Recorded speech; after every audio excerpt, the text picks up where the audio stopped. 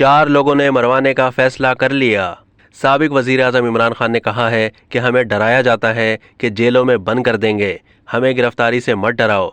अभी तो मैं जेल भरो तहरीक शुरू करने लगा हूं, जिसका जल्द ऐलान होगा। पाकिस्तान की तारीख में किसी ने ऐसी प्लानिंग नहीं की होगी जो मैं कर रहा हूं। शहबाज शरीफ और उनके हैंडलर्स पूरी तैयारी कर लें, सब फेल हो जाएंगे। 4 लोगों ने बंद कमरे में बैठकर मुझे मरवाने का फैसला कर लिया है।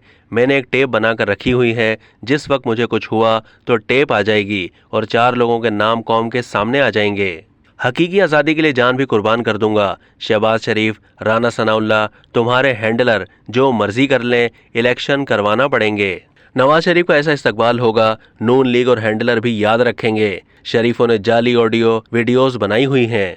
मियां वाली में जलसे से खिताब करते हुए इमरान खान ने कहा कि आज़ादी मिलती नहीं, छीनी जाती है। शरीफों ने जाली ऑडियो बनाने का कारोबार शुरू कर रखा है। साबिक वजीर आज़म ने कहा कि मरियम नवाज ने बड़ी दुख भरी प्रेस कॉन्फ्रेंस में कहा कि इमरान खान ने मुझ पर जुल्म किया है, तो मरियम बीबी खुदा का वास्ता सच बोलना सीखो। तुम्हारे ऊपर केस इमरान खान ने नहीं बनाए थे, बल्कि पनामा पेपर्स इंकशाफ में आप पकड़ी गई थीं।